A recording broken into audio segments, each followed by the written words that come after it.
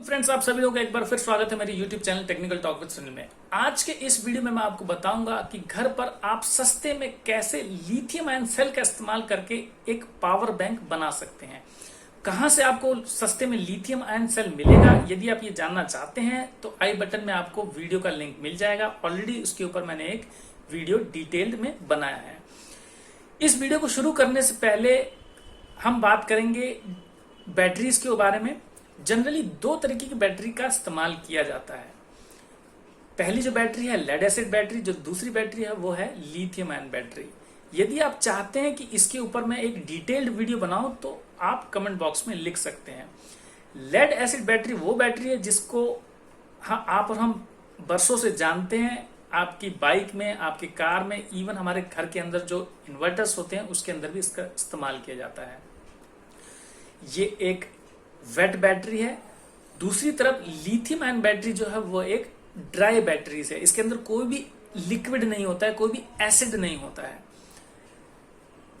Lead acid जो battery होती है उसके अंदर जो एक सेल होता है वो लगभग होता है 1.5 वोल्ट का। दूसरी तरफ लिथियम आयन बैटरी जो होती है उसके अंदर जो एक सेल होता है वो होता है 3.7 वोल्ट का।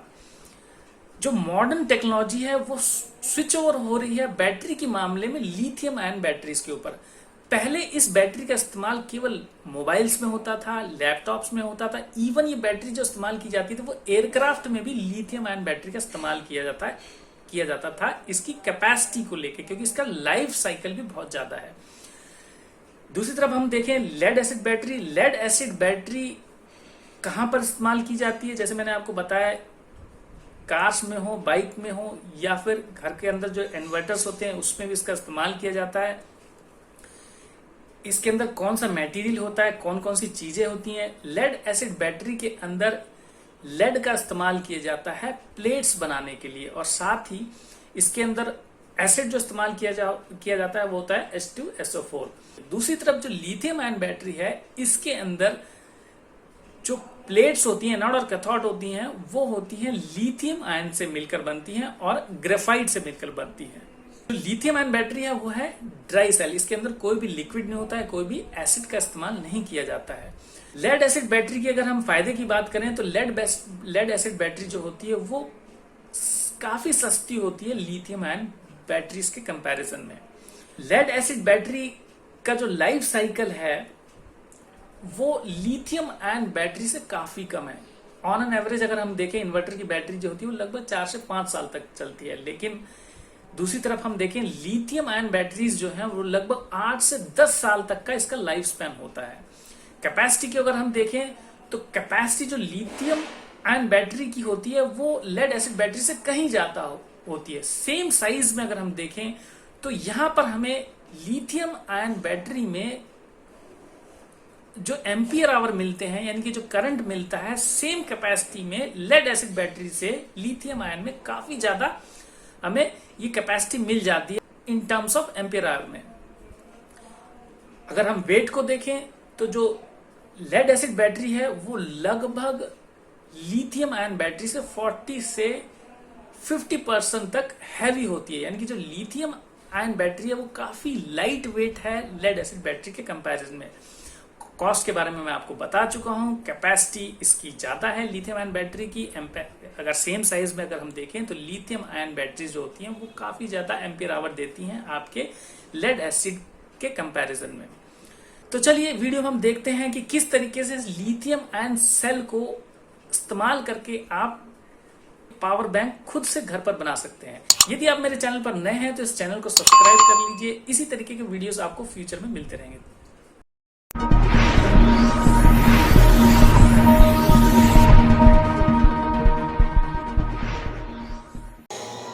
यह है लैपटॉप बैटरी, जहाँ से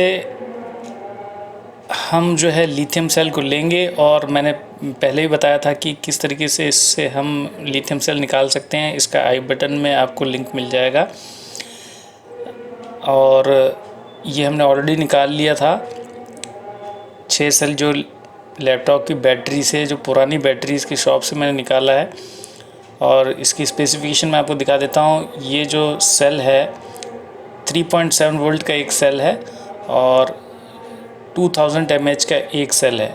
इस तरीके से हमने 6 6 सेल निकाले हैं और 12,000 mAh की बैटरी हम पावर बैंक इससे बना सकते हैं। इसका वोल्टेज चेक कर लेते हैं मल्टीमीटर से। 2.5 से ज़्यादा वोल्ट है इसके अंदर। सेकंड सेल भी ठीक है। एक एक करके हम सारे सेल्स के वोल्टेज चेक कर लेते हैं ताकि हमें पता चल जाए कि इसमें कोई भी सेल ख़राब ना हो, डेड सेल ना हो।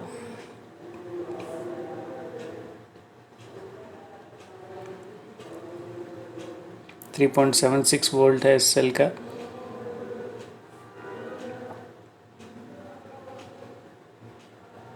अगेन 3.76 वोल्टेज है।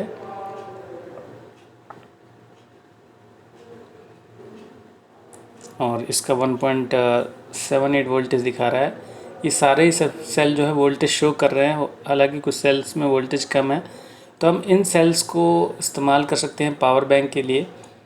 और इस तरीके से जब हम 6 सेल्स लगाएंगे तो एक जो सेल है वो 2000 mAh का है। इस तरीके से टोटल जो mAh होगा वो होगा 12,000 mAh। इसको इस तरीके से हम कनेक्ट करेंगे पैरेलल में, ताकि जो है वोल्टेज सेम रहे 3.7 वोल्ट, और हमारी mAh जो है करंट जो है बढ़ जाए।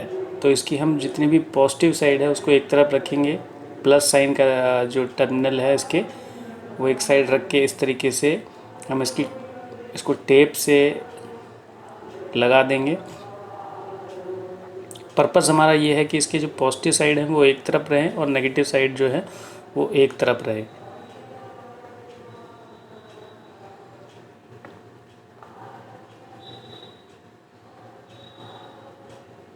ऐसा हम इसलिए कर रहे हैं क्योंकि हम इन सारे सेल्स को पैरेलल में कनेक्ट करेंगे, जिससे कि वोल्टेज जो है सेम रहे 3.7 वोल्ट, और हमें करंट जो है ऐड हो जाए, क्योंकि पैरेलल में जो वोल्टेज हैं वो सेम रहते हैं और करंट जो होता है वो ऐड अप हो जाता है। इस तरीके से 4 सेल्स को हम इस तरीके से टेप लगा के उसे उसके पॉजिटिव साइड को एक तरफ रखेंगे और नेगेटिव साइड को एक तरफ रखेंगे।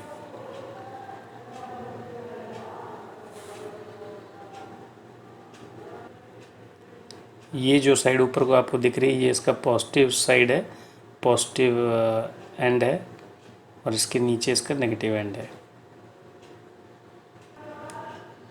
इसके बाद ये बचे 2 जो सेल हैं इसको भी हम इसी तरीके से टेप इस पे लगा देंगे, जिससे कि ये भी पैरेलल में हो जाएगा। और ऐसा क्यों कर रहे हैं ये आपको आगे के पार्ट में क्लियर होगा।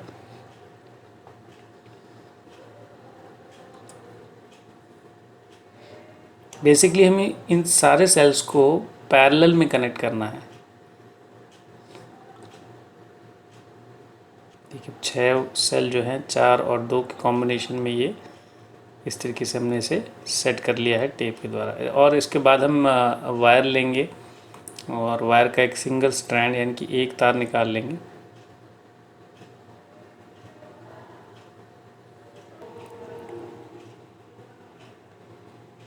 इस तरीके से 2 सिंगल वायर हमने ले लिए हैं। उसके बाद हम सोल्डर कर लेंगे पैरेलल में। ये पॉजिटिव एंड है तो वायर को इस तरीके से हम एक एक करके पैरेलली कनेक्ट कर लेते हैं इस वायर से। आपको थोड़ा बैकग्राउंड में कुछ नॉइज़ मिलेगा, डिस्टर्बेंस मिलेगा, इसके लिए मैं माफ़ी चाहता हूँ। ठीक है, इस तरीके से हमने इसके पॉजिटिव एंड कनेक्ट कर लिया और इसी तरीके से हमें इसके नेगेटिव एंड्स को भी सोल्डर कर लेना है।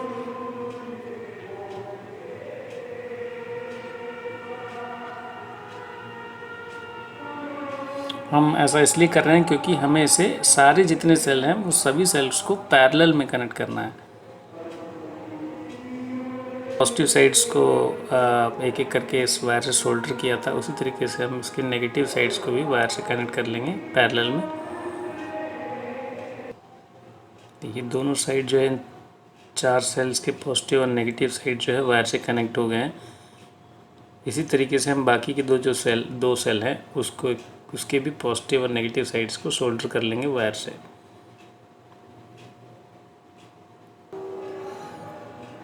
अब जो है इसके जो दोनों जो सेल्स के पार्ट हैं, 4 सेल का जो पार्ट है और 2 सेल का जो पार्ट है, इसके पॉजिटिव पार्ट्स और नेगेटिव के जो वायर हैं उसको हम एक साथ जोड़ देंगे।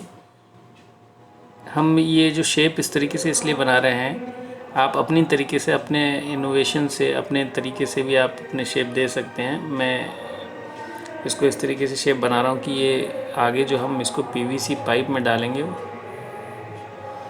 तो वहाँ पर इसका ये शेप हमारे लिए काम आएगा। आप अगर आपके पास कोई दूसरा तरीका है तो आप अपने तरीके से कोई दूसरा केस भी लगा सकते हैं, जहाँ पर आप अपने तरीके से इन 6 सेलों को एक साथ भी पैरेलल में कनेक्ट कर सकते हैं। नेगेटिव एंड्स हैं दोनों 4 सेल का जो पार्ट है और जो 2 सेल का पार्ट है, हमने कनेक्ट कर लिया है पैरेलल में। के लिए पॉजिटिव एंड और नेगेटिव एंड को अलग करने के लिए हमने ये स्लीव इसके अलग अलग लगाए हैं, जिससे हमें पोलैरिटी का देखने से ही पता चल जाएगी कौन सा एंड पॉजिटिव और कौन सा नेगेटिव एंड है। और ये 6 सेल जो है पैरेलल में कनेक्ट हो चुके हैं। उसके बाद इसके अंदर जो सर्किट लगता है, चार्जिंग बोर्ड लगता है, वो ऑनलाइन मैंने परचेज़ किया है। ये कैसे आप परचेज़ कर सकते हैं, उसका बाइंग लिंक जो है आपको डिस्क्रिप्शन में मिल जाएगा। पावर बैंक के अंदर के जो चार्जिंग सर्किट है, ये उसकी पीसीबी है, इसका डिस्प्ले है। इसके अंदर 2 यूएसबी चार्जिंग पॉइंट्स हैं, 1.5 वोल्ट्स की और 2 वोल्ट्स का पॉइंट है। एक एलईडी है जिसका टॉर्च के लिए इस्तेमाल करते हैं। ये एक ऑन ऑफ स्विच है।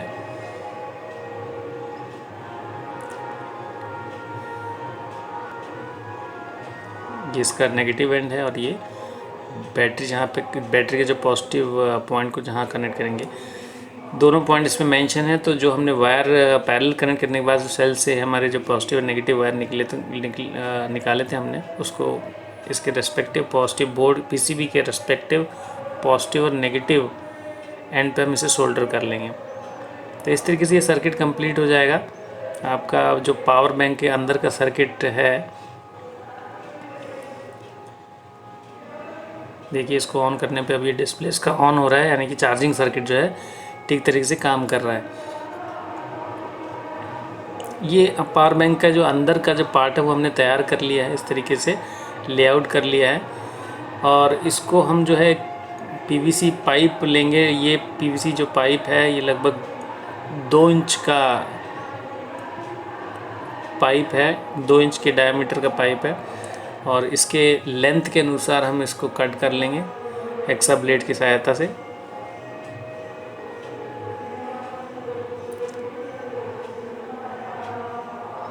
मार्किंग कर ली है और वहाँ से हमने इसको हेक्सा ब्लेड से उसी के लेंथ के अनुसार इसकी कटिंग कर लेंगे।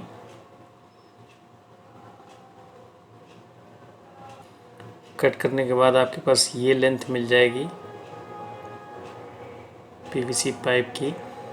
और इसको हम जो शेप देना चाहते हैं ताकि जो हमने जो सेल्स कनेक्ट किए हैं वो इसके अंदर आ जाए,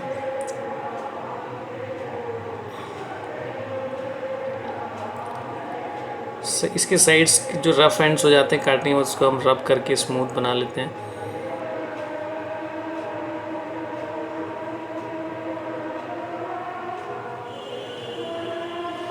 और इस तरीके से हम इसको जो डिज़ायर्ड शेप देना चाहते हैं ताकि हमारी जो सेल्स हैं, लिथियम आयन सेल्स को, वो ईज़िली इसके अंदर इसके बॉडी के अंदर आ जाए। तो हम इसको गैस के ऊपर इस तरीके से जब गर्म करेंगे तो ये फ्लेक्सिबल हो जाएगा। और उसके बाद हम इसकी इस तरीके से शेप करके इसके जो सेल्स और सर्किट जो हमने तैयार किया था उसको इसके अंदर ईज़िली फिट कर लेंगे।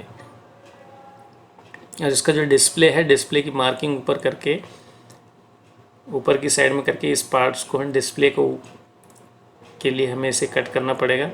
और दूसरी साइड हमने 2 होल कर रखे हैं, एक तरफ ऑन ऑफ स्विच के लिए, ये जो ऑन ऑफ स्विच दिखाई दे रहा है, और इसकी जो दूसरी तरफ है वो एलईडी के लिए हम दोनों तरफ से एक होल कर लेंगे। देखिए इस तरीके से ये नीचे से इसके एंड दिखाई दे रहे हैं आपको। ये पॉजिटिव एंड है।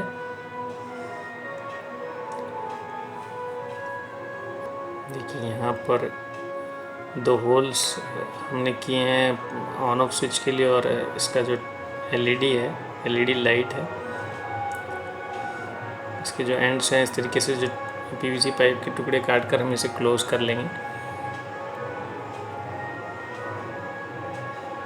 किसी भी एडिसिव से आप इस तरीके से टुकड़े लेकर इसके जो नीचे के पार्ट को चिपका लेंगे ताकि इसकी एक फिनिशिंग मिल जाए हमें।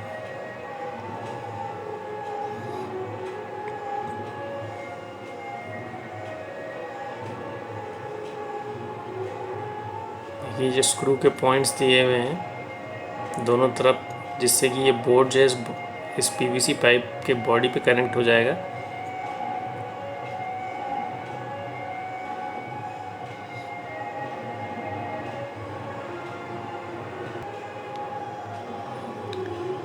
ऊपर के पार्ट में हम इस तरीके से यूएसबी के जो चार्जिंग पॉइंट है उसकी कटिंग को बीच में गैप देके इस तरीके से चिपका लेंगे। देखिए फाइनली जो पावर बैंक आपका तैयार होगा वो इस तरीके से होगा, जिसमें डिस्प्ले आपको सामने दिखेगी, जिसका अंदर का जो पीसीबी बोर्ड है वो स्क्रू के द्वारा टाइट किया गया है। इसको आप चेक कर लेते हैं कि ये सर्किट किस तरीके से काम कर रहा है। देखिए ये पावर बैंक को चार्जिंग के लिए जिस तरीके से हम अपने मोबाइल को चार्ज करते हैं वैसे ही इसके अंदर हम कनेक्ट करके इस पावर बैंक को चार्ज कर सकते हैं। देखिए डिस्प्ले में 64% चार्ज दिखा रहा है, इन है मतलब ये अभी पावर बैंक इससे चार्ज हो रहा है। इस समय ये 64% चार्ज है। जो हमने 6 सेल लगाए हैं तो एक सेल का 2000 mAh है, उस हिसाब से इसके टोटल जो mAh है वो 12000 mAh हो जाती है। इस समय जो बीच का पॉइंट है वो चार्जिंग का पॉइंट है, जहाँ पे हमें पावर बैंक को चार्ज करने के लिए कनेक्ट किया है।